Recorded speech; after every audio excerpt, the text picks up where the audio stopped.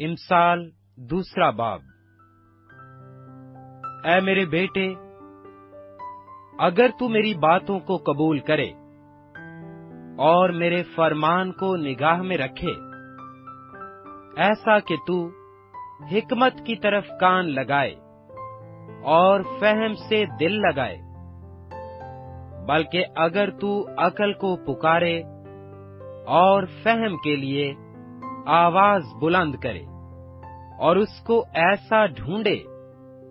जैसे चांदी को, और उसकी ऐसी तलाश करे जैसी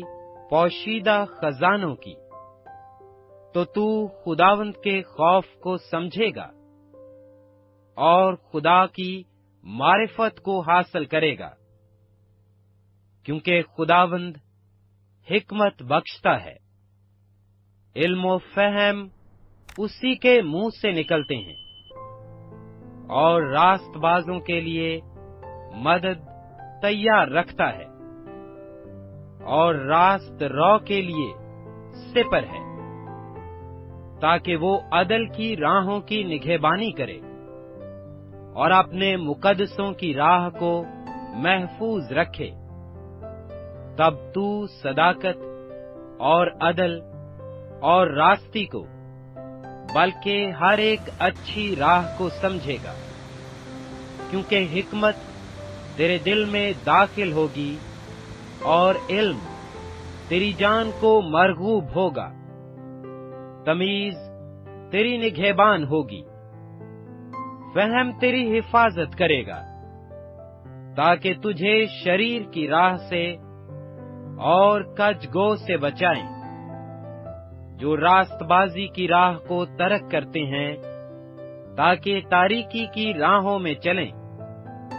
जो बदकारी से खुश होते हैं और शरारत की कजरवी में खुश रहते हैं,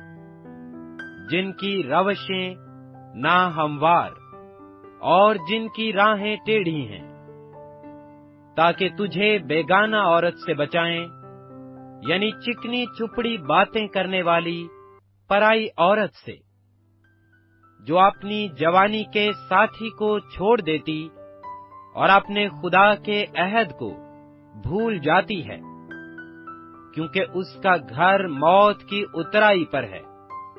और उसकी राहें पाताल को जाती हैं। जो कोई उसके पास जाता है वापस नहीं आता और जिंदगी की राहों तक नहीं पहुंचता, ताकि तू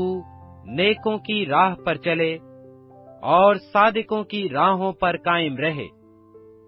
क्योंकि रास्तबाज मुल्क में बसेंगे और कामिल उसमें आबाद रहेंगे, लेकिन शरीर जमीन पर से काट डाले जाएंगे और दगाबाज उससे उखाड़ फेंके जाएंगे।